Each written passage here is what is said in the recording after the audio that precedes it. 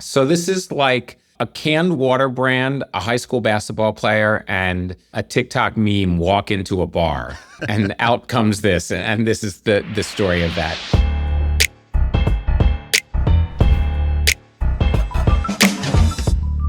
Can I just hype you up like I'm Dana White in the UFC?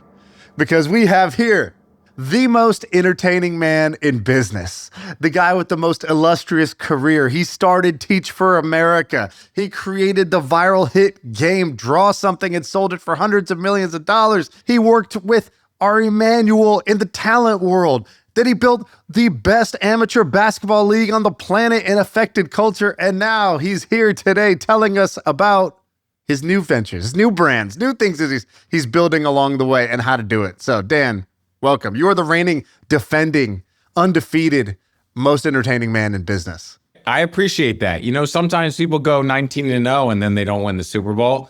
So I got to keep winning until I guess I'm in the grave. So you are a teacher, a professor at NYU, and so is Scott Galloway. Who's the better professor and who has more street cred on campus? Who's got bigger pull? He's richer and more famous, and I'm humbler. So I guess that's how it goes. Okay, so dude, I wanted to talk to you because you texted us something and confused me. You're building a water brand now? Well, you've done this crazy water brand thing. You got to tell this story. I don't think anyone even knows the story. Yeah, kind of. So this is like the unlikely story of like the fourth most followed water brand in the world on social media.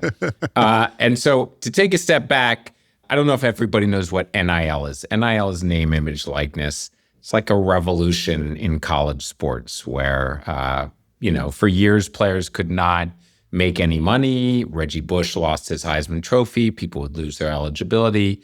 And then a year after we started our basketball league and started paying players, Supreme Court ruled, and all of a sudden there was NIL. So now every college and many high school players in America can make money. The difference is they can't get paid to play the sport, but they can get endorsement deals and so forth. Their name, their face. Yeah. If you think about it, like you're in school and your roommate has, is a rapper and has a song, and your other roommate is a YouTuber and makes money, and you hoop or play football and you can't make money. It doesn't really make any sense. Right, especially when the schools are making a lot of money off of those sports. And so the players today, give a sense of the scale of this. So how much is an NIL, like top players, top basketball players, football players, maybe I don't know what Cooper Flagg was making last year, or, a SEC quarterback. Give me a range. Like, are they making tens of thousands of dollars a year, hundreds of thousands of dollars, millions a year, tens of millions? What are the best players making through this NIL stuff? So if you look at a top Power 5 quarterback, SEC, whatever, $7 to $10 million. A year. Why? A year. Right. To play for one season. Wide receivers, running backs, best defenders, $1 million to $3 million. A guy on the bench, $250K. And like the NFL salary if you're a first round pick as a quarterback, you would sign. So Caleb Williams in 2024, he was the number one overall quarterback picked. He signed a 4-year, $39 million deal. So he signed a deal that paid him $10 million a year. And you're saying that college guys are making, sort of that same range, 7 to 10, while they're still in college. They can absolutely make that same range. And by the way, does this trickle down? Like if I'm like a women's lacrosse player somewhere, soccer player, and we're not powerhouse SEC football, blah, blah, blah, am I still, hundreds of dollars a month doing local stuff with the car wash nearby? Like, is everybody eating, or is it only the people at the top right now? It's really the people at the top. Top basketball players, $1 to $3 million. I have about 4 or 5 players who played in my league who are making over $1 million in college. And it's kind of a waterfall. There's a softball player in Texas who makes $1 million, but it kind of falls off the cliff, because those are the sports, March Madness on television, football on television, that generate a tremendous amount of money for the schools. And so those are the sports that they want to win at the highest level. And in fact, a lot of NIL legislation says, like, you have to still support all of the other sports, the Olympic sports, the women's sports, the less popular men's sports. Right. and so forth. And so, but in women's basketball on the college level, you think about NIL, there's not a large number of WNBA teams. And in fact, there's 3 rounds to the WNBA draft. And if you're in the second or third round, you usually don't actually make it onto a team. So if you think about from the women's side, college basketball is a much more lucrative opportunity for them than the WNBA because the path to it is just so small. It's just a numbers game. There's not enough. So, but our swimmers and lacrosse players making hundreds of thousands of dollars, currently they are not. Right. Okay. Okay. So NIL, good thing for the athletes overall, getting some money. So now how does this take us to you building this water brand and in a very short period of time, getting it to go viral, making it one of the most followed water brands in the world? Yeah. So this is like a canned water brand, a high school basketball player, and a TikTok meme walk into a bar. And out comes this. And this is the story of that. So to take it back, we have this basketball league, Overtime Elite. It's the second most followed basketball league in the world. Behind the NBA is over 12 million followers and many, many fans. A lot of people watch the games. And there's a player in this league, Taylor Kinney. They call him TK, his initials. He's going to be a senior this year. He's being recruited by Louisville and Kentucky and UConn and a bunch of schools. He's a great player, and he's actually a great guy. He's just like really level-headed, funny, but just like works hard, no drama, great kid. And so last year, one of our teams is on a beach somewhere, and he and this other player joking around, and the player asks him some question, and his answer is 6, 7, so forth, and he moves his hands like that. It's a line from a rap song by Skrilla. About 2 months later, somebody texts me from our team and says, there's like millions of views on TikTok where they've taken his voice and they've said 6, 7. And I'm like, what? And he hasn't done anything, and we haven't done anything. This kind of one-off comment that he's make basically just kind of explodes all over TikTok. And you get into kind of the spring, the fall, part of last year, Paige Becker's, how you training, 6, 7, they're asking Cooper Flagg, how many hours of sleep do you get a night? He goes, I don't know, 6, 7. And it's like, and it's one of those things, it's like New York real estate. It's like every time you try to buy an apartment in New York, you think it's so expensive, it can't get any more expensive. Right. And then a year later, or like Palantir stock, it's so expensive, it can't get any more expensive. And then it just keeps going up, like it just doesn't stop. And then you're like, wow, I should have bought that expensive apartment 2 years ago because it was so overpriced and now it's twice as expensive. And this is the same, this like meme, it keeps moving. Now on TikTok, middle schoolers are going up to their teachers and saying, what's 23 plus 54? And the teacher's like, 67. Oh, 6, 7. And it's this thing. And it's like you explain it to anyone over the age of 21 and they're like, what does it mean? And you're like, it doesn't mean anything. No. It's literally a meme. So hold it up. I saw you drink from it. You have one there. Hold it up real quick. All right. So you told me about this. You were like, dude, we have this water brand that's exploding. You sent me some of the stats about the growth of it. And so I looked up the brand 6, 7. And you were like, yeah, this player, Taylor Kinney or whatever.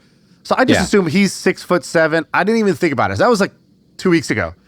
Then last night I'm sort of preparing for this and I realized the kid's 6'1". So I'm like, why is this called 6'7"? I'm 37 years old. I'm clueless to this trend, right? I don't leave my house, let alone talk to a lot of like 11-year-olds to figure out what the memes of the day are.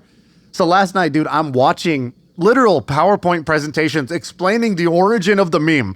It's and how it started and why the hand motion and then the song. The song's called like Boot Toot or something like that. And I don't even know what the song is from some rapper I've never heard. And then the kids are going crazy with it. And then there's handshakes and then it's going viral. And then famous people are saying it and then they're tricking their teachers into saying it. And then there's a whole world of TikTok where the teachers are like, okay, guys, if a student comes in and asks you a question and then the answer is going to be 6 or a 7, be ready. They're going to say this and you're going to wonder what it means. And it doesn't mean anything, but that's why they love it because it doesn't mean anything. There's like no meaning behind this. They just want you to ask and wonder and they just find it funny.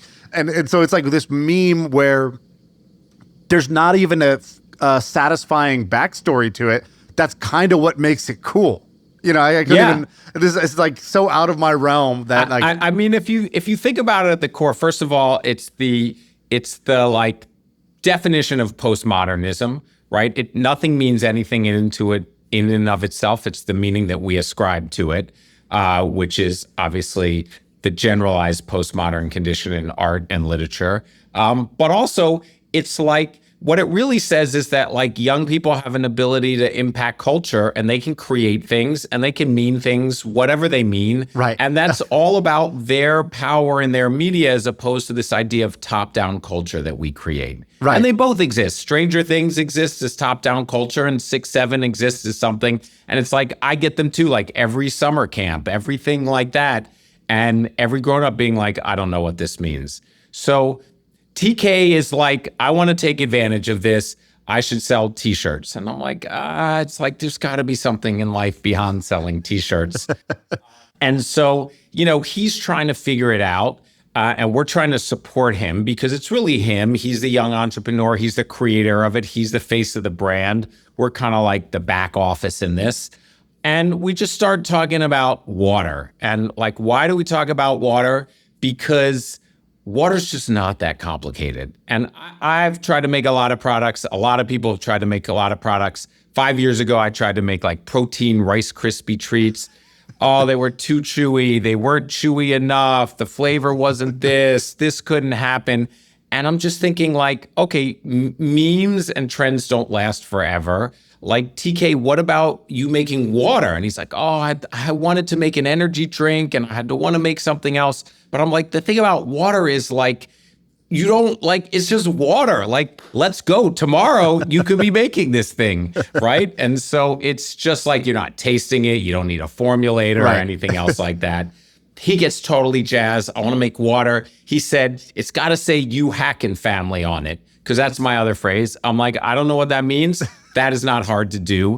And so we try to find a water manufacturer for him. And the designers make a couple stuff. For people who are just listening on audio, they can't see you because, you know, half people watch on YouTube, half are on audio. Could you just, I'm not going to profile you, but if I was a police artist sketching you, and I'm thinking about this kid who's, how old is he? He's 15, 16 years old, something like that? He's 17, I think, yeah. He's 17, 17-year-old. And can you just describe who you are, the unlikely co-founder duo of this thing? I am in my late 50s. And I'm wearing a button-down collared linen shirt, and I don't hoop, and I have no bars, and I wear glasses, and I'm not super athletic. But I guess my superpower is I believe in young people, and I'm good at listening to them. Okay, great. And like, Overtime is a platform for them.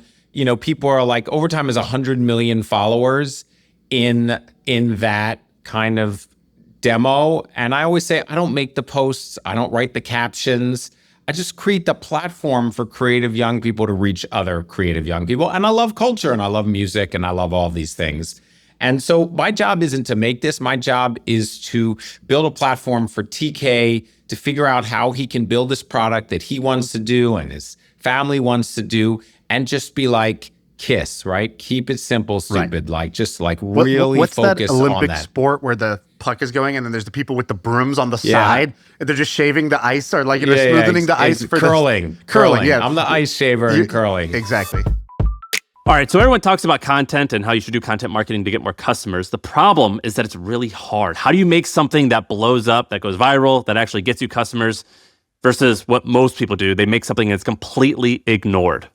Well, when I ran my last company, The Hustle, I had to study this, and I eventually made content that reached tens, sometimes even hundreds of millions of readers. And so we were able to dial in between what works and what doesn't, and we made it fairly repeatable. And so with the help of HubSpot, I made a guide called The 20 Ways to Craft Irresistible Content that looks at the books that I read to learn all of this, but then also the tactics, the 20 different tactics, the 20 different strategies that we used at The Hustle in order to help things go viral, so we actually got customers from the content that we made. And so if you want to create content that people actually read, you can check it out below. There's a QR code that you can scan, or you can click the link in the description. Now back to the episode. And so I just say to our designers, let's make a bunch of stuff. TK is like, I like this, I don't like this. He doesn't have to be a designer. And within 8 weeks, there's a water brand. Like there's somebody in Michigan who's pumping out cans of water and everything else like that. And TK is like, here's the plan. Like we're gonna launch it on June 7th. You know why? 6-7. Right? And so we're just like, oh shit, we gotta help him make this water brand in 8 weeks. And so on 6-7, it just drops. He makes a launch video. It's just him messing around. He's from Lexington, Kentucky with his friends. And then he and a bunch of his friends and some of our social people, they just go to these basketball tournaments and they start giving it out. And it just starts going crazy. Like every influencer, every basketball person is picking it up. All of a sudden, like there's 5,000, 10,000, 20,000 followers. Like a dad is offering $100 in cash to buy a can of this, but you can't really buy it anywhere because he's just made it. We're just trying to figure it out. We talked to him and we're just like, where do people want to buy this? And he's like, at the gas station. So like if it were me and I'm some corporate executive, I'm like, we got to go do a deal with Publix. We got to go do a deal with whatever. And I'm like, the gas station? He's like, yeah, that's just like where we go buy stuff. Because if you're 16, you have a car. I'm a New Yorker, so I think about a bodega that doesn't really exist in the rest of the country. And then you're always being driven by your parents somewhere to go play in some sports tournament, and there's a gas station. So he sneaks into a couple gas stations for the video and puts it in the shelf and pretends that he's found it there. And the account just keeps growing. Like, you know, kids start making their own commercials for it. People start pouring it on each other like it's holy water. And it's only been sold a couple of times. And we just throw up a website, 25,000 people sign up. And they're like, I want to buy this. And that's as far as we've gotten. We have almost 150,000 followers. Some people are like, oh, you made a liquid death for Gen Z, for the urban crowd. It's canned. It's kind of gold. I'm holding it up because it wants to look good on social media. You want to see people across the court. But all that really happened was like, there's a guy who's good at basketball. He accidentally created a meme. We supported him to make a product that we could make fast and easy, but was like not a t-shirt. We went out. Everybody who's a fan went crazy about it. Every grown-up I talk to who has kids, or they're like, can you get my kids some of that 6-7 water? They don't know how to get it. And so I don't know, we're on the 30-yard line. I know I'm using a football metaphor, the 10-yard line. And like, how does it go from here? So TK selling $100 million worth of water in 12 months. We haven't really figured that out. He doesn't really know. We don't really know. We just made something big. And now there's over 150,000 followers. Like if you look up most water brands, they don't have that many followers. And like all of the, except for, Liquid Death, which is hugely inspirational and very successful. And all kids mess with it. And now every player is coming up to me and they're like, Dan, I got this idea. I got this idea for this product. And I think what's cool is like, number one, it's like YouTubers do this, but athletes haven't really done it. Number two, 17-year-old athletes haven't really done it. And number three is like, it has this whole overlap with NIL. So now if you're trying to recruit TK to come play at your school, like maybe you're going to buy 10,000 cases of 6-7 water and you're going to make it red because that's your school colors. Oh, yeah. And you're going to tell everyone, buy this, and TK is going to commit to our school, and it all is covered by NIL. There's no eligibility issues. There's nothing else like that. So you've unlocked this whole kind of creative superpower. And if you ask him, and you ask the people who support him from our team, they'll be like, 6-7 isn't a water brand. It's a movement.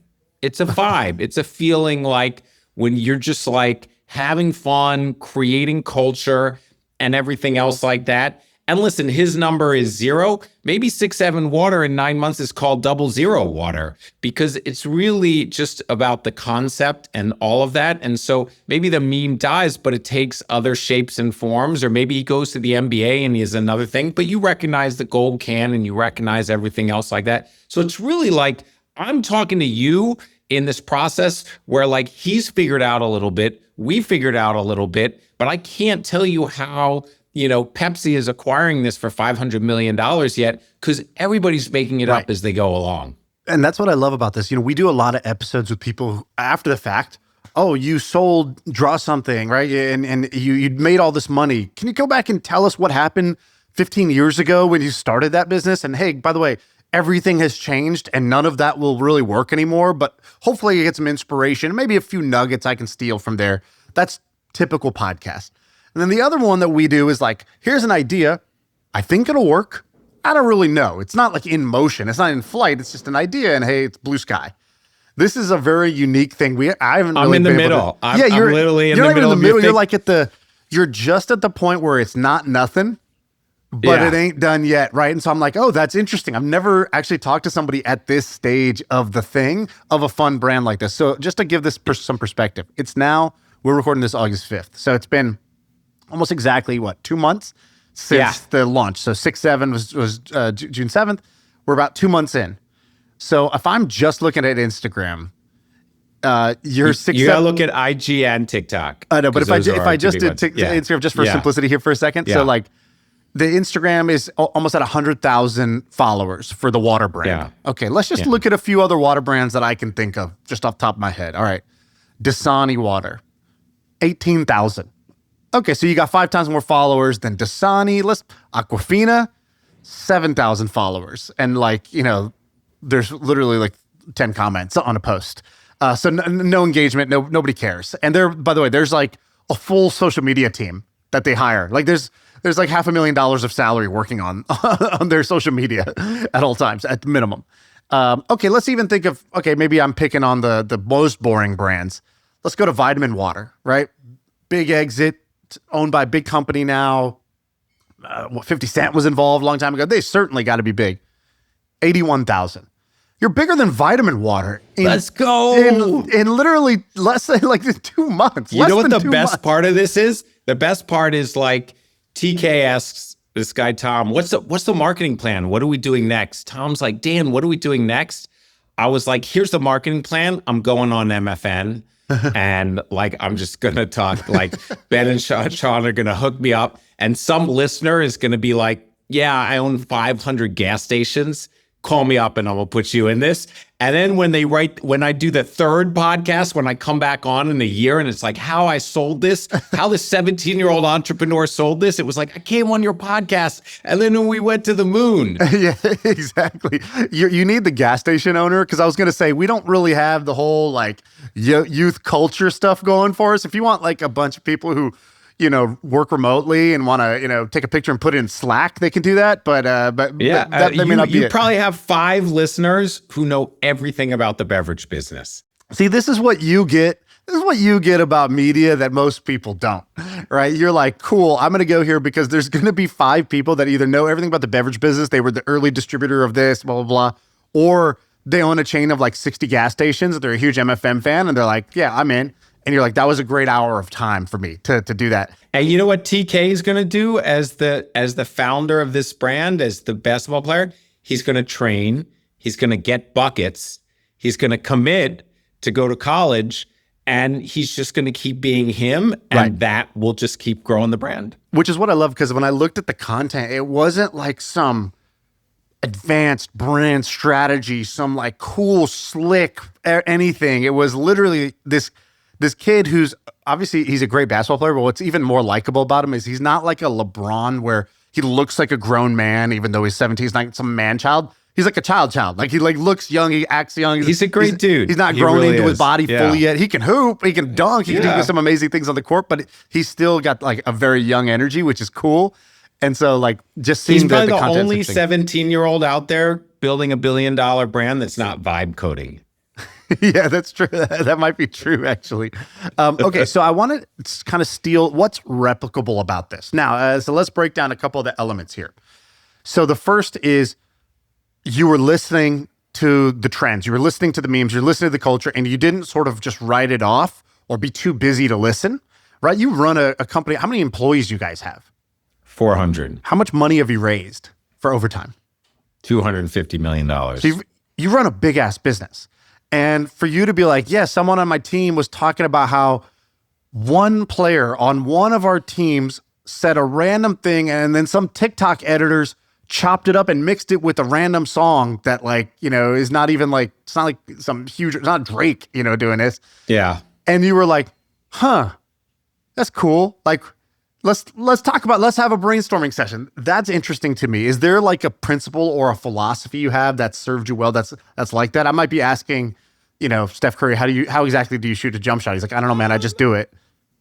I think there's a couple things. One is like, if I think about like, it's like 2015, 2016, and I'm launching Overtime as an example, we start filming some players playing basketball in New York with some iPhones or whatever and making some posts. And all of a sudden, I kind of realized that like, there are players that are getting tens of thousands of views and they're not even top 100 ranked players. So my understanding is like, here's high school basketball, here's the top ranked players, here's the people who aspire to go to Shaan's alma mater, Duke, and play and hoop and everything else like that. But the reality was, the deeper I looked, I realized there were all of these networks and subcultures of young people who were connecting that had nothing to do with the grown-up view of the world.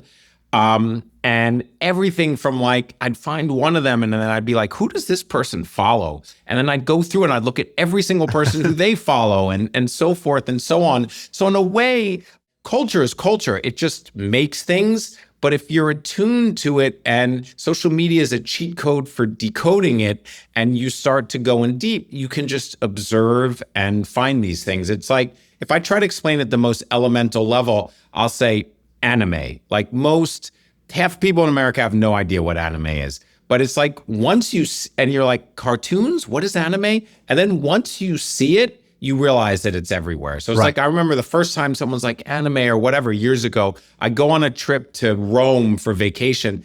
Every t-shirt in Rome in the store has an anime character on it. And then all of a sudden, I'm sitting next to a kid on the plane and he's reading, a manga. And I'm just like, wait, I didn't see it anywhere. And now I see it everywhere. Right. And it's kind of like you're digging down the earth and all of a sudden you find gold and oil and all of these other things like that. And then once you see it, you assume that most people don't bother to see it. And that's where your opportunity lies. There's actually a neuroscience nerd way of explaining this. There's a part of your brain that is made to do this, as you call it, reticular activating system. And basically, when I learned about this, it was pretty interesting. So it basically said, look, as a human, imagine imagine just all the different inputs that are coming into your mind at any one time. So your eyes, like in this room right now, there's a whiteboard, there's a piano, there's books, there's this, there's a guy sitting over there, there's this light over here that's shining in my eyes.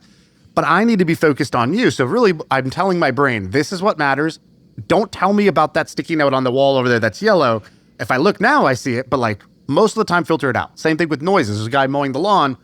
I'm telling my brain, not important, ignore. If you're at a cocktail party, there's 100 conversations going on. It just all sounds like noise to you until somebody says your name. And then suddenly it's like, whoa, my brain was actually listening because I heard my name, but I couldn't tell you the other 10 things they were talking about because it was just chatter otherwise. And so basically the brain has a defense system which just says, throw away 99% of all inputs. You're not going to need it. We'll go crazy if we try to take it all in. But there's a bouncer at the front that's looking at the ID of every little thing that's coming in and saying, all right, you get to come in. And then the trick to life is when you tell the bouncer, hey, add this to the list, add anime to the list, start paying attention, let anime in. Then you start seeing anime everywhere. This happens if you buy a car. You're like, oh, I'm looking for a BMW. Suddenly you'll just start seeing that BMW everywhere. Yeah. It's not like it just appeared. It was always there. You just weren't paying attention to the BMWs around you until it became highly relevant. That's that point when everyone's like, my phone is listening to me. Right. Exactly. And you're like, it might be, but what you're saying might be true too. I do this thing in my class at NYU where I'm like, look around the room and find everything that's blue. I'm going to quiz you on it. Right. And then everybody close their eyes and I'm like, name me one thing that's red. You only see the thing that you look for. And then there's a ton of red things in the room, but nobody sees them because they're looking for something else. And in a way, that's part of the reason why I've never been a massive fan of business school or hiring MBAs, because I feel like what business school does is it trains everyone to look for blue. And what you as an entrepreneur building a company want is somebody who's whose focus isn't narrowed, but who's incredibly wide. And they're like, oh, there's yellow, there's red, there are all of these other things like that. And we tend to be like, oh, well, you've got to refine your skills. But like, if your whole process is just seeing blue, like you're never going to see the other colors. And then your ability to create or add value becomes extremely limited. So there's a great story about this in the early PayPal days. I don't know if have you ever read like PayPal Wars or any of the early like PayPal books? Yeah. A couple of them are pretty good. One of them tells a story about basically that you had Elon, who had his company was X, not like what Twitter is today, but he's loved this idea of a company named X for a long time. And he wanted to build a bank on the internet, all your financial services, your mortgages, your loans, your checking, your business accounts, your credit cards, everything on the internet. And he was right. He was just like 25 years too early, right? Like that's happening today with Ramp and Mercury and other companies like that. But he wanted to do it back then. And he had this top-down, his view of the world, and he just wanted to like make that thing come to fruition. And it was like kind of not working very well, but it was a big idea. And he was obviously a really like relentless entrepreneur. And then you had PayPal, which was this like small thing that was like, hey, you could email money to a friend. It sounded like Venmo or like, just like some little game you could play. It didn't sound like transforming financial services using the internet's technologies. And but the key to PayPal's success was not blindly following the top-down, sounds good on paper vision, but it was somebody, I think it was David Sachs, or somebody in the customer service department that was like, hey, we noticed that like all these eBay sellers are asking for like a logo that they can put as a badge on their thing. And, legal's like, no, they can't use our logo. And then other people are like, wait, why do they want our logo? Right? They're actually like interested. They're curious. What's red over there? And it's like, they want our logo because they're trying to say we take PayPal. And like, they looked at their data and they're like, wow, the people who actually use PayPal are all eBay sellers. And like, then it turned into their strategy. And eventually they changed the name. It wasn't even X. It became PayPal. And that became the killer app, essentially, that made it $1 billion company. And I feel like this idea of you start with a vision. It's hard to start without a vision. But if you stay blind and you're not looking for clues of what's actually happening, like what you're talking about, where you're like, I don't know, just look at culture. I don't try to apply my view of what should be happening or what is good and what is bad. I just look at what is and I try to play in that lane. Is that something you did in the past, like withdraw something or anything like that? Could we connect the dots here? Yeah, I feel like that a vision, it's really just a premise. It's just an idea of like, this is what I think the company's going to be, but I don't really know anything because I haven't done anything yet. And as soon as I get out there and I do something, then I start to learn. And it really fucking annoys me when people are like, you pivoted, you did this, pivot being a basketball term. And I'm like, I'm not pivoting, like I'm adapting. Like I see this and I see opportunity. And the thing that I think sometimes people miss is like, you start your company and let's imagine like you're on a track, you're running a race and you're on that track. Well, all the other tracks that are next to you are what's happening in the world around you. And you can't ignore those. So you start in the gaming business, you're like, I just want to make great games. Boom, the iPhone goes by you. Boom, Facebook goes by you. Boom, Xbox goes by you. And your job isn't just to be like, oh, I'm blind to all of those things. Like all of those things are changing and you have to be able to make tons of micro changes around that. And I remember like, even when we started Overtime, I went into a pitch meeting and all we were like 5 people who, liked sports a little bit, running around with a bunch of iPhones, filming basketball in New York. And the guy's like, well, what's your distribution plan? Like, how are you going to grow? And we were like, well, now we're going to go to LA and we're going to film some basketball. Then we're going to go to Houston. Then we're going to go to Oakland and film some basketball. And he's like, yeah, a week later, he's like, we passed. We just don't think that's the right distribution strategy. And I was like, great, because 2 days ago, we also gave up on that distribution strategy. Because like, whatever, you're just trying to figure it out. Like the real strategy is like, we're going to figure it out because we're going to try a bunch of different stuff. And it's like, you judge everything like it's this moment in time and everything the company does is an absolute certitude. It's like, final, this is our decision. But instead, you're moving in space, right? You think about the best basketball players, Luka, Iverson. It's like their ability to Kyrie, like they just move into space. They find where there are nobody there, as opposed to somebody who comes down and says, I'm going to run the play. You run to the corner and you go here and you give it to him. I will and dribble them. 3 times, head fake, step through, and I'm going to make the shot. It's like, yeah, we wish it worked that way. It would be nice. Yeah, it just and doesn't. listen, not to be like too sporty, but like it's a live read situation. You're like, that guy just flew his coverage. Do you get accused of being too sporty a lot? Do people just look at you and they're like, you're just too sporty, Dan? I mean, I do a lot of sports conferences and podcasts. So for them, they're like, you're not at all sporty. Like, they'd be like, when'd you play in college? And I was like, I was the jazz DJ on the radio station. Yeah, exactly. Piano. But in the case of this, I don't want the non-sporty people to be like, oh, this is going deep. I want you to have your watch time to be really high. So I appreciate you looking out for me. You know, you're just improvising and you're figuring it out and you're just paying attention. And the other thing I'll say is like you don't need a massive data set to be able to understand where these kind of opportunities and slight tweaks are. And I always say, like, when I used to be in the app business, you could do like a really good user test. And by the time you got to the 6th or 7th person, see what I did there? Not the 600th person, but the 6th or 7th person, like you already knew what wasn't working. Like you only need 1 or 2 people to say something that's really deep and you're like, oh, I totally got it. And so in a way, like if you're very attuned to small data, it usually has some level of scale around it. And you can constantly make iterations to make sure that your product lands. And the second that it lands, all of a sudden there's a new platform, or Netflix changes their strategy, or Spotify changes their strategy, and you're just out there with everybody else in the ocean trying to kind of tread water and figure out how to get to land. Right. And so, you said something else here, because I think it's amazing that in 8 weeks you've built a water brand that, I'll call like a $10 million water brand. I don't know if it is, whatever. But the interesting thing about that, and I just threw out a number there. The interesting thing about the number is you didn't start out by saying, so we went out there and we put it up on Shopify. We started selling cans and we ran some Facebook ads and then we sold some more cans. And look, we've sold, we've done, $300,000 of revenue in the first 5 weeks. That's success. And the reason I found that interesting is because you said some of the opposite. You're like, we started giving it away. And then we put some in the cooler at the gas station. And we would go to games and you couldn't even buy it. If I go to the website right now, it just says join the wait list. You can't even buy it. And so I've seen you kind of do this before. You do this kind of grassroots brand building, long game shit. And it's so different than the way I play. Whereas like, I normally, if I start something, I'm like, cool, let me see if people want this.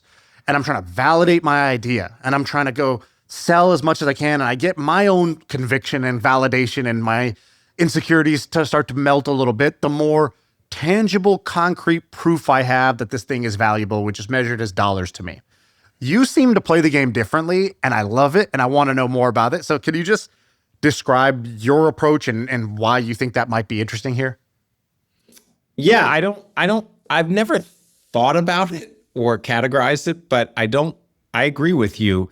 Like, I don't know, I'm just a very bottoms up type of person in terms of creation and marketing. And I think about, like, to use a sports example, when people were not watching as much sports, a lot of people in the sports industry were like, we need more stats on the screen. Let's show their heart rate. Let's show how far they've run. Let's show all this stuff. And I'd have meetings with them and people on the team would be like, we need to show more stats. That's going to bring people back to TV. And I always say, like, who asked for that? Well, we just think that that's what people want. And it's like, who asked for that? Who knocked on the door and said, hey, I got a question for you. I'm not really interested in watching sports on TV, but by the way, if you put their heart rate up, I fucking changed my whole schedule and now I'm just going to do nothing but watch sports on TV. And so it's like the amount of stuff that starts up here, whereas like, and I don't know, my mom was a sociology professor and she just really liked sociology, anthropology. It's just listening and studying people. And like sometime in the 90s, I spent a summer in Starkville, Mississippi with her, just driving around, listening to local people talk about economic development, their little businesses and everything else like that. And I just think that, like, I could read a million business books and watch a lot of videos, but like there's some magic in those things that people are talking about. And as a CEO, I've always like wanted to hear the opinion of every single person who works for the company, because somebody has some insight or observation that they don't even think is like that deep. And they say one thing and you're just like, damn, that really is true. I haven't thought about it that way. And then you start to be able, so in a way, it's like my approach is to be in the right place at the right time in the room where it happens, to hear what all these people are saying and to try to parse through that. And to say, like, if I can find that insight, like people care, you think they care about that, but they care about this or anything else like that. How do I figure out how to make it that much bigger? And even on the water side, some of it was like, yeah, you know what? It'd be better if young people drank water than things that have 100 grams of sugar or 100 grams of caffeine in it or anything else like that. And listen, sometimes you're wrong and sometimes you're right. But if it doesn't come from the bottoms up, I don't know who the customer is. Like, I'll give you a really non-sport great example. At some point, I was like, I want to write a book and I'm going to pitch this book. And I was working in the talent business, so I knew a lot of book people. And this guy sat me down, and this was kind of like, Barnes & Noble is still decently big, but I use Barnes & Noble as a visual representation. He said, listen, when I go to sign an author to buy a book, I just say to them, what section are you in at Barnes & Noble? Like, I get it. You have this idea, this and that. I'm like, go to Barnes & Noble, psychology, business, whatever. You tell me what section you're in, because that's essentially the distribution. Then I know whether I want to buy this book or not. But if you're just telling me you have this idea and it's like kind of self-help, but it's kind of, you're not in any section and I can't buy it. Right. And so it's like this kind of like, the ground up isn't just the idea, it's the distribution. It's like all of those types of things like that. And it's just some level of, I think, paying attention to it. And then also having the recognition that if your idea is like, I want to make a toothbrush with a removable head, because why do I have to buy a whole new toothbrush every time? Oh yeah, I've actually been around long enough to know that 100 people have tried to do that. And there's actually a reason that doesn't work. And I think about apps I've been pitched a million times. Let every fan monetize their fans directly. And you're like, they actually just like being on Instagram. And it's like, you've seen 10 of them and none of them have worked. So sometimes if you've got a little pattern recognition and you overlay it into paying attention about culture and what people talk about and stuff like that, that just tends to be how I do it. And maybe you and I will collaborate because you're smarter than me and you'll be like, I'm going to turn this into the 5-step process. And you and I will go to Barnes & Noble and you'll be like, damn, that's the shelf your book is going to be on. Well, the one I wanted to write with you early on when I was building the Milk Road, and me and Ben called you. And you emailed us, you were like, hey, this is cool or something like that. And we were like, holy shit, that's Dan Porter. I don't think we knew each other maybe at the time. No. And you were reading it. And so we did a call with you. And on that call, you talked about, because I had seen the rise of overtime. I didn't know what caused the rise of overtime, but I had seen the outward manifestation of it, right? I saw it go from a brand I had never heard of to basically the most popular youth basketball brand on Instagram, which was, it's not nothing, right? Like, that's so hard to do in a crowded social media space to build the number one brand. And not only that, like, they were wearing like top players, Zion, these guys who Nike is paying them millions of dollars trying to sponsor them. And they're like voluntarily putting your shirt on and throwing your O logo up and cameoing in your videos. And I just thought, like, and anytime I would see a dunk clip, it would always be from overtime first. I didn't know how you guys were always getting there first. Turns out you had this army of volunteer grassroots kind of cameramen that were doing stuff. It turns out that hand signal was something that you literally were sitting there, you're like, we need a sign that when one person sees another, you could throw up the sign, like a gang sign, or like a team sign, or like, and so you started studying bands and cults, and you started studying people who have built these types of real organic tribal movements. And you were picking out the best practice, the best ideas from them and saying, okay, that's interesting. And, in European soccer, they have their songs. That's interesting. How do we do that? And not every idea hits, but like enough of them did where you built a real brand. You gave us advice from Milk Road where you were saying, you were like, cool. What I like about you guys is that yeah, you're into crypto, you're a believer, but you're not like super technical or super like audacious. You're not taking yourself too seriously. Everybody else is trying to like overdress, and they look like a sort of a kid in a big baggie wearing his dad's suit and trying to be taken seriously, and you're not, because you're doing that. And so you were saying like, hey, when they have their uber serious conference, you need to counter program against that and throw the like 2 beers, conference at a bar, and just give every bar like, a $200 tab for your readers to go and enjoy. And you gave us some ideas like that I really like. There were 0 people in my life that think that way, and it was very intriguing to me. Like, those are the types of things I love. Like, you talk about ideation and marketing and distribution. But to me, the thing that I pay attention to the most, and maybe the thing that I'm a little above average on, is positioning. And I don't think people talk about positioning as much, but positioning is kind of like where you sit in the mind of the consumer. And when people talk about white space, it's often related to positioning. And the best way I can explain it is like the most simple way. And once you see it, you'll understand positioning forever, and you don't have to watch 20 videos on it, is if you go and you look at breakfast cereals in the supermarket, they have a left to right and a top to bottom.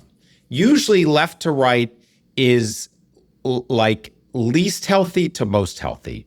So like they're not mixed up, right? So on the left, you've got the most sugary cereals. And as you start to walk down to the right, at the end, you have like Ezekiel 812 whole grain cereals, like shit that looks like it should be refrigerated or whatever. So that's left to right. Top to bottom is adult to kid. Kids' cereals are most often at the bottom. Why? Because that's eye level for kids, and therefore adults are at the top. And so if you think about it almost as this diamond with like, adult kid is top bottom and like sweet kind of super healthy left right, every cereal has to find out where its position in that market is. Right. Are you upper left, lower right, or anything else like that? And I think that's positioning. It encompasses everything. It's like, where is the market opportunity? Where is the white space? And the other thing that it does as kind of like a sub-factor is that the way you compete with somebody who is much bigger, is better capitalized, or anything else like that, is you make their success, the box that they get trapped in. So if I go out and I make a sports platform, right? And I have to compete against maybe ESPN, the market leader, $25 billion of revenue, everything else that they do, and every other sports site. What's ESPN's superpower? It appeals to everybody. It is the de facto noun for sports. Well, okay, so if I come out and I'm appealing this demographic that's massive, right? 40% of all global purchasing in 5 years will be Gen Z and stuff like that. And all I do is focus on appeal to them. Well, if I'm the incumbent, I can't start being like, that's lit. That play was fire. Because what happens to all the 50-year-olds who are following that? They're like, I don't get it. So you take their success and you almost make it a box or a trap that they can't get out of. And then you can own something. And that's visual, language, product features, simplicity, complexity, harder to use. Sometimes people make things that are really hard to use because they don't want the mass audience. They want something else like that. You think about like the classic business school example, like the kind of IKEA example, where it's like, how do you compete with everyone else? You actually have them build the furniture themselves because it allows you pricing power. All of a sudden you have a different level of ownership over that. It's not scary. There's no words on any IKEA instruction manual. There's just pictures. And so in a way, to me, a lot of those roll up to positioning. But nobody's like, oh yeah, I just graduated from Wharton. I majored in positioning. Right. You're like marketing, finance, other things. But positioning, what your position is in the market and how you make that happen and understand that is very visual. And to me, that's how I kind of think about everything. And then as you start to be successful, you think about from going to play offense to the things that you want to do to protect that position. So all of a sudden, I create this thing and I have this massive position in basketball and everybody's coming at me and I'm like, we're in football also. And all the people are like, oh shit, we're mini overtime in basketball. Now they're just on the side of the road because now half of Overtime's business is in football, and they're called Hoop this and Ball that and everything else like that. And I have a very kind of name that could go across any type of sport. And so you go from playing offense to offense again in your positioning, but you're this vibrant organism that's kind of growing and expanding all the time. And that's literally just a brain dump of how I think about approaching it. That's great. I have this ism that's very, very related, which I say, all positioning is counter positioning. So I'm like you. I think positioning is super underrated. Any entrepreneur knows positioning is underrated because you've gone into markets thinking you're so great. My product is so great. My team is so great. My service is so great. And come visit us. And nobody wants to visit you. Why? Because you can't differentiate. And then you're like, you spend your whole life differentiating. And then you look at a few other people who started out figuring out the point of differentiations, figuring out where they live in that map that you described, and they found white space. And for them, they don't even have to start with the best product or the best service or any of that. They will have time to build it and make it better because they figured it out. And so this idea that like all positioning is actually counter positioning is important because the mistake I think people make is when they think positioning, they just start naming positive attributes about themselves like it's a self-help test in People magazine. And they're like, oh yeah, our positioning is that we have, really high quality service and, we move fast or like, we have great, great customer service. So, it's like something that every brand is also trying to claim. Yeah. And so even if you did it, the problem is you can't claim it because everybody else has also claimed it. You're going to have to come up with some unique way to show, not tell, to even get anyone to believe you, right? The way I totally agree with you. I'm actually obsessed with this idea from this guy, Roger Martin, who's like this business thinker. And he says something that I'm going to butcher, but it's like, if the opposite of your strategy is stupid, then it's not a strategy. So if your strategy is like, we have the best fucking customer service out there, and the opposite of that is what company out there says, yeah, our strategy is we have the worst customer service, or like we make the best products. Oh yeah, our strategy is we make the worst products. Well, if the opposite is so stupid, yours is not a strategy. That's right. So good. You can say something else like that, and then I just started to like think about it as applies to everything. It's like our strategy is on this family vacation, we're going to have fun. Well, who says our strategy on this family vacation is we're going to fight all the time and have no fun? Right. So it's like once you realize that the opposite is really dumb, like what you have is not a strategy or really a plan. This is the same about company values. People will be like, oh, we make company value, high integrity, discipline, hard work. Yeah. Again, nobody would agree with the opposite. So Mom, I just got a job at this company out of college. Their values are low integrity, no teamwork, and hostility. It's going to be amazing. Right. Actually, that might be interesting because the opposite would not be stupid. It might actually pass the test if they said that. But like Mark Zuckerberg had a good example of this. He goes, oh, somebody along the way taught me this. And he goes, your values are meaningless unless there's a trade-off baked into it. So if you don't acknowledge that there's a cost or a trade-off to doing the thing you say you're going to do, then it doesn't count. So, the famous Facebook value that we all remember is move fast and break things. If it was just move fast, we would not remember that's Facebook's value. The fact that it was move fast and break things, it acknowledged the trade-off of moving fast and how fast we're going to move. And this is going to happen. We accept that trade. That's what's unique about us, where other companies are not willing to accept that trade. Theirs is move as fast as you can, but if you make a mistake, then you shouldn't have moved that fast, right? Which is how actually most companies operate. That's so good. And so it works at the values level, it works at the strategy level. And here's an example of who did it right. So like who competed with Facebook was Snapchat. Snapchat's strategy was we're photo sharing, but all the photos are going to self-destruct in 10 seconds. It's like, well, I could actually argue why that's a very stupid strategy and why the opposite would be very smart. You should save the photos. People want memories. People want to go back and look at it again. If you told my mom about that, she'd be like, you're going to destroy this photo? No, like that's blasphemous. But it worked for a certain use. It actually unlocked a whole other behavior and use case, which became, pretty mainstream to the point where Facebook had to like try to clone it 50 times. And they did the thing you talked about too, which was they intentionally made things harder. So it's like, well, social networks are cool until all your aunts and uncles show up, right? Like, it's not so cool to post all my photos from this weekend knowing that, like, all my teachers and my aunts and uncles are going to see everything I post. So the way Snapchat worked was like intentionally kind of like confusing. And it was like grown-up proof. It's like like medicine has like a child-proof top. They had like a grown-up proof top, which was like, when you wanted to do the face mask, there was no button that said like push here for face mask. It was like, no, you got to know to hold on your face for 4 seconds. And then the secret door appears and now you could do this shit. Like only could be spread like a secret password from one kid to another. And most parents thought it was too hard, too confusing. They never were going to figure it out. And so that was like an intentional strategy for a while that fits your It's tech. so good. Like what I like about the trade-off too is like when we launched our basketball league in the first year before NIL, all the players essentially lost their eligibility. And I always used to say they didn't lose it. The NCAA took it away. Every college basketball coach in the world hated us. I got so much hate mail.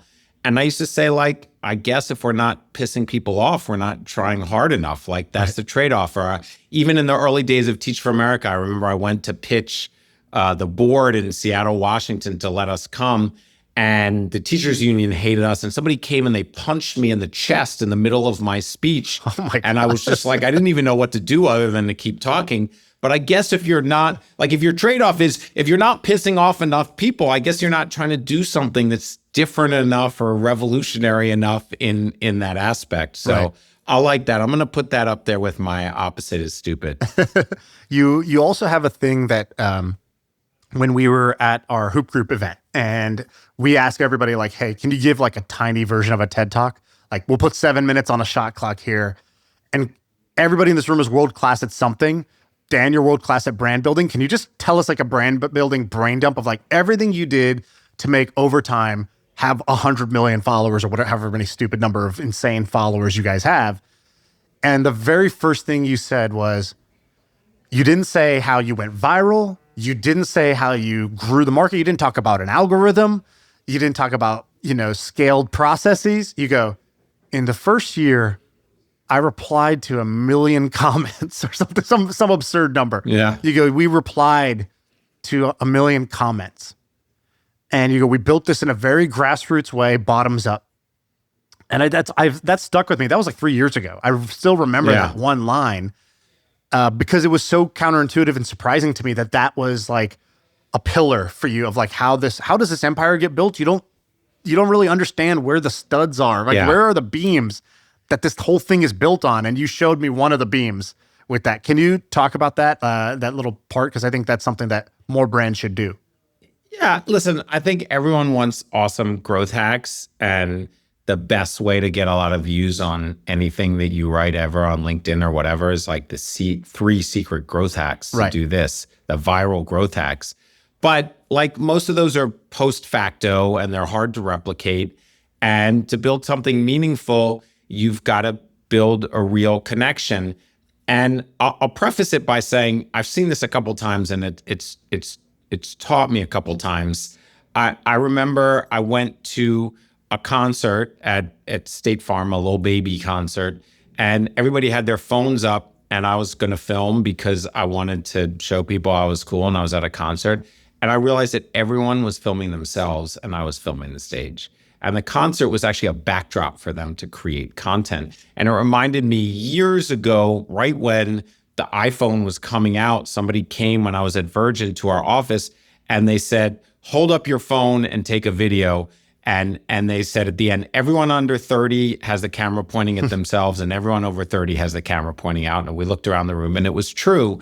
And I think from those insights, you just have this idea, and I kind of like crystallized that into this point of view that sports media is talking to people about sports and Overtime is about listening to people about sports. So, okay, that's like a different point of view. It's kind of rooted in these anecdotal observations around me. Well, how do you listen to them? And the easiest way was they're all talking to you. They're DMing you. They're in the comments. Like, what are we going to do that no one else is going to do? We're going to respond to every single one of them. Because the other thing you see in media is like 10 people leave a media thing and they set up and they launch a new media thing. And you imagine a bunch of men and women in front of a computer pumping out articles and videos. And I think, well, who asked for that? Nobody. They just thought it was a good idea. And I remember a young person had told me, yeah, I respond to a lot of people on mine. He was a kind of a smaller version of something. And he said, you know what? Once you respond to somebody when you have a bigger account over 100K, one time they become a fan for life. So I was like, okay, how are we going to get our first 1 million fans for life? We're going to respond. People used to DM all the time, yo. Literally, that was the whole DM, yo. And so we'd be like, yo, what's up? And they'd be like, oh shit, I didn't think you were going to respond. Like you just jumped out of the corner and you scared them. And in the early days, I used to take screenshots of those conversations and post them in the story. And all of a sudden people would start to say, does Overtime respond and stuff like that. And we had this kind of apex moment early on where I hired this guy who had been a Uber driver and a hooper, and he was a friend of someone, but various things he had tried hadn't kind of hit yet. And I was like, and I realized he was just really funny. He used to like to make funny videos on Instagram. And we were like, your job is just to be funny.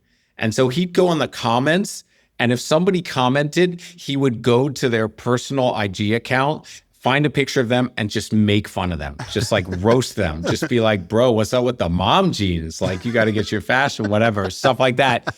And to the point where it hit this fevered pitch where people would just comment on Overtime video and they would just say, roast me. Right. And he would go in there and roast them. And all of a sudden, you actually think it's about the video and about the dunk or the whatever, but it's actually about the massive conversation. All these people who are like, me, you know, who want to be picked from the audience, and you interacting. And I think it was just a really different version of media, and it put that into practice.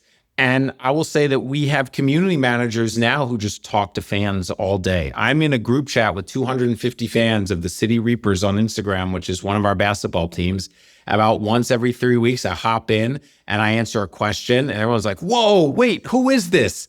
And I'm like, yeah, that's not happening because I run the company and I just said so. And they all go crazy or whatever. And then I'm like, gotta bounce because I could get trapped in there for 2 hours. And I just think like, your fans aren't just mindless, faceless people there. They're about it. They're the consumers of your product, and you want to live with them, and you want to talk to them, and you want to make sure that they know. And I think like, you know, I was looking at like Sabrina Carpenter just had different fan accounts announce the track name for her new album, and every single one of them. And then she announced the final ones. And it's like, there's so many, Lady Gaga, there's so many musicians who are so good at being like, I wouldn't be anything without you guys. And Taylor Swift used to like jump into comments or like show up at people's weddings and stuff like that. Right. And I've always taken inspiration from that. And I just wanted to have a company that could be meaningful and do stuff like that too. I have this idea where like, I'm going to send one of my guys out anywhere in America, and the first person he sees with an Overtime shirt is going to give him $1,000. And I'm gonna be like, I'm in the Ohio airport right now. And it's like, I'm at a playground in Oakland or whatever. And it's just like, oh shit, I literally feel seen, right? You know? And that's what, I think that's what everyone wants, including this generation. Have you seen what the All-American Rejects are doing? I haven't. School me. So, okay, I didn't prep this out of them though. I don't know much about them, but band that was popular, like, I don't know, 90s, early 2000s, some type of thing. Kind of been off the map, off the grid, not popular, whatever. So for their comeback, what they did was really interesting. They started crashing actual like house parties for high schoolers, and they would just show up and play a set in someone's backyard.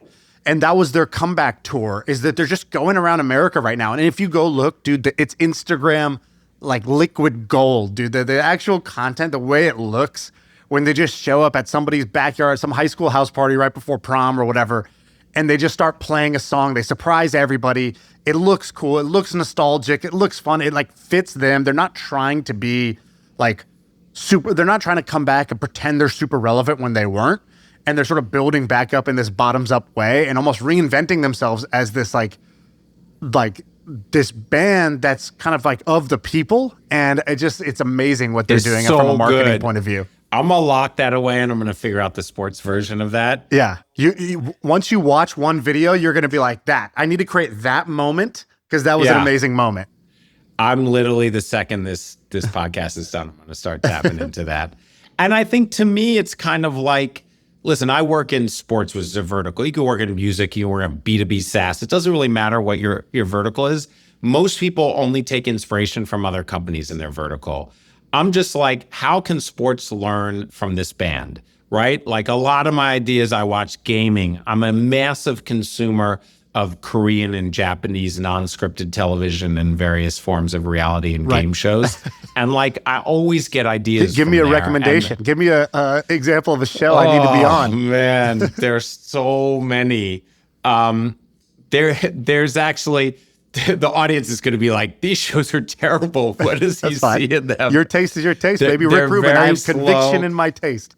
There's a Japanese one that I just watched this summer where they take 10 Japanese people to a town in France and they take away their phones and they just have to find each other and realize that they're in the same show. And then some of them fall in love. And it's like glacially slow. And you're kind of thinking, okay, well, it shouldn't be that hard to find the other Japanese person in this. And then when they're like, let's meet up. They're like, well, what time? Well, in front of the bakery. What bakery? And they can't look it up or anything.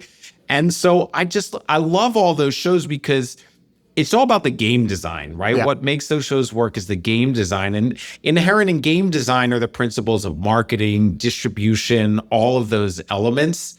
There's another one that's a little older called 19 to 20, where it's just a bunch of Korean kids who are in their basically last year of being kids who grow up, who come together. And I just I learned so much about other cultures. I learned so much about game design. I learned about things that the US market doesn't think about. And then they go through my brain and they come out as things that we could think about. Because if you're looking for inspiration from the same place as everyone else, then you're just going to do the same thing everyone else does. You got to look in all those little pockets. And that's not unrelated to me saying I pay attention to a meme that a 17-year-old basketball player creates, because I'm also looking in those places where other people aren't looking. I love it. Speaking of, you're big on chess right now. Why are you so bullish on chess? Well, give me the pitch of why chess is the next big thing.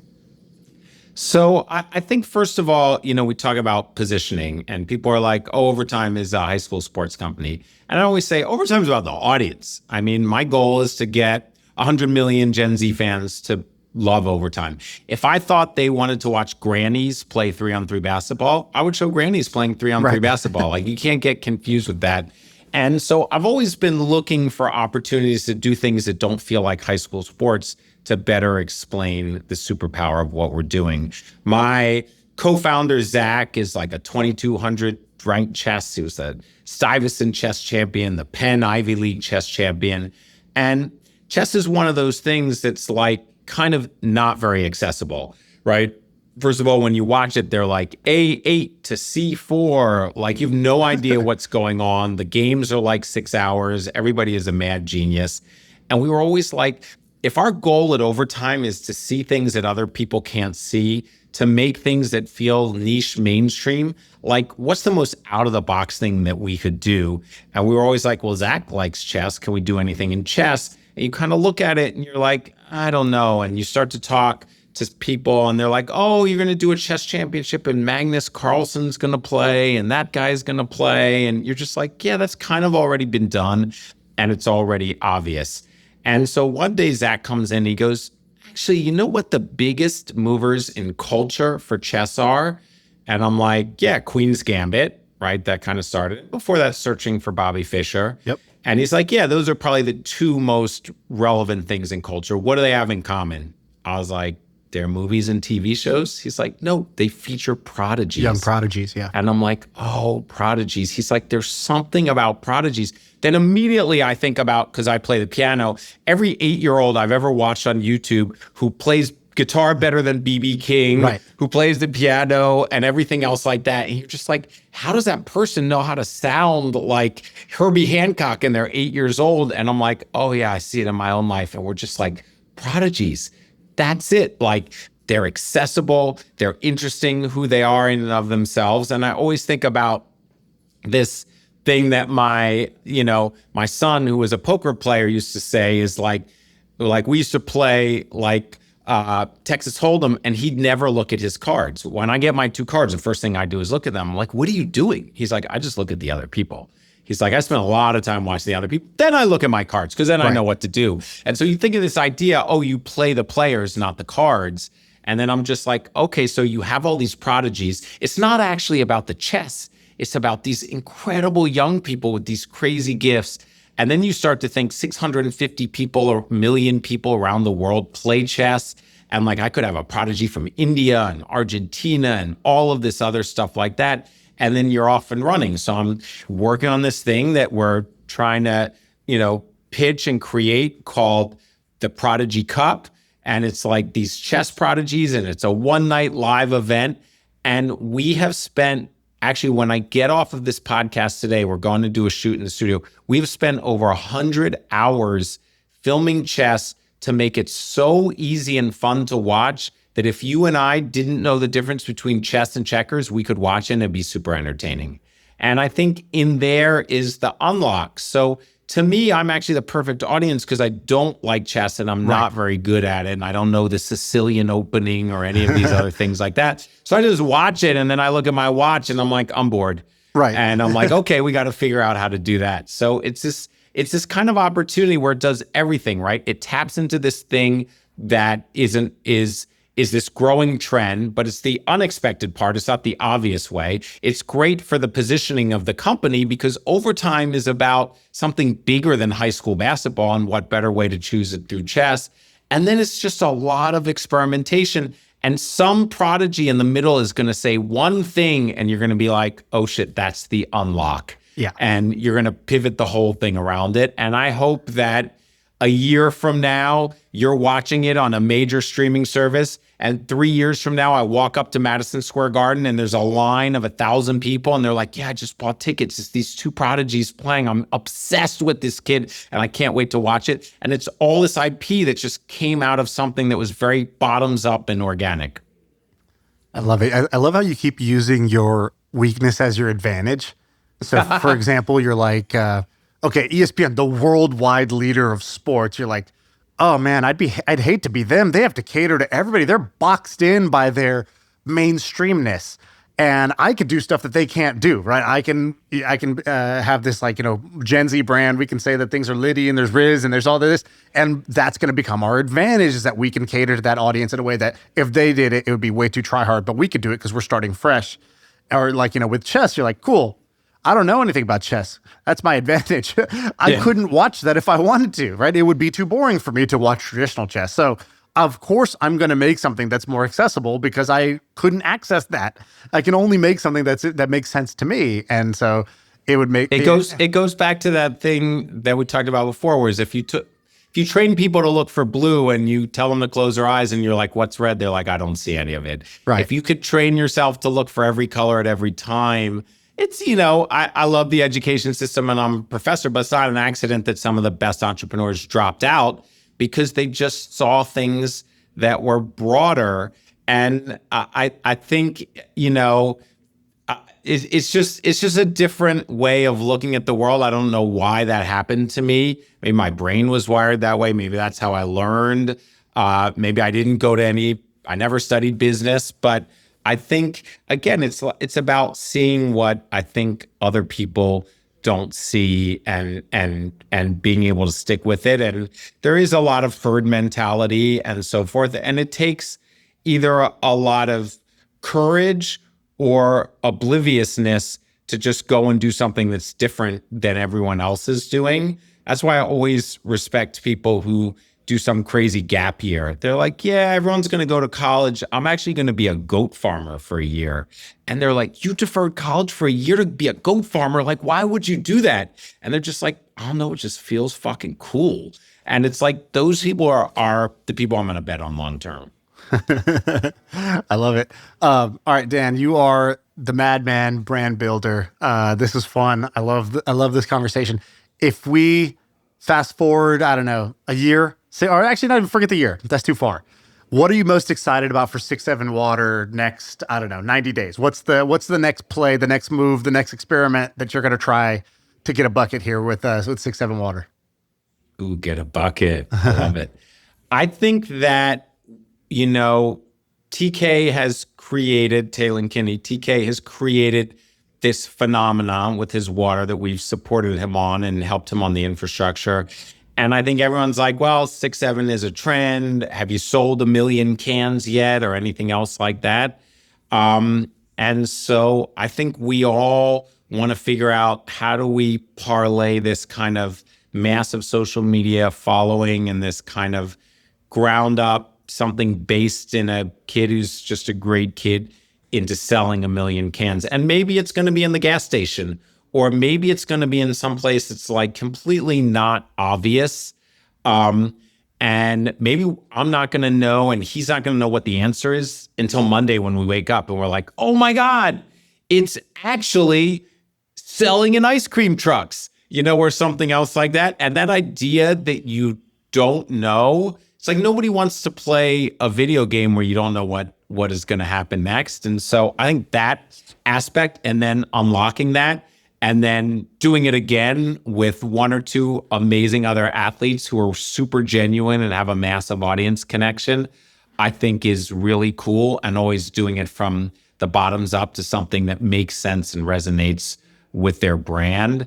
I think that I'm really excited about. I think it'd be great.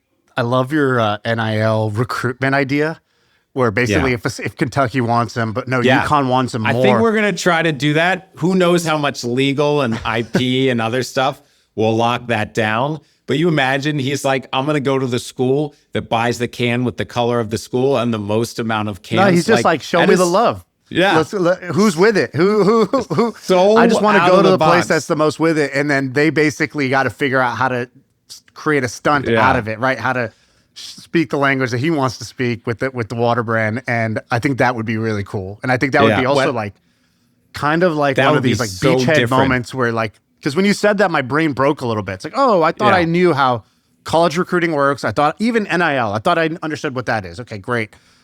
Kid goes to a school, and then after they're at the school, then they're going to start to get maybe some endorsement deals, and it's going to look like endorsements, but just a younger age.